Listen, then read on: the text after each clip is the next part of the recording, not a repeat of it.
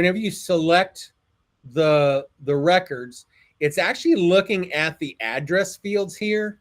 Oh, okay. So whenever you come in and we go to print labels, one of the options here is skip duplicate addresses. Okay. It's checked by default. So in this case, I've got 50 names selected. If I was to print right now, say I've got a labels, there's 30 per page. I'm using the default layout. I go to print this. We're now showing a little status that it's building.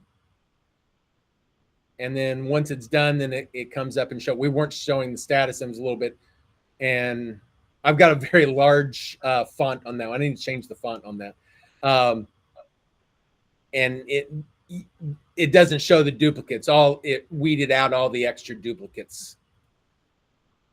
I'm going to go in there and change that font real quick.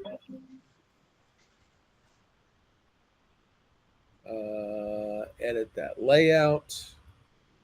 18. I'm going to bring it down to, let's do it as a 12. Look at that, okay? And now let's do the same thing. There we go. Now, did they brought Mary and Jane, or just all Mary, Miller, Abigail, and two more? Okay. Yeah. Okay. So it's using the mailing name field. Okay. If the mailing name field isn't provided, then it will use the first name, last name.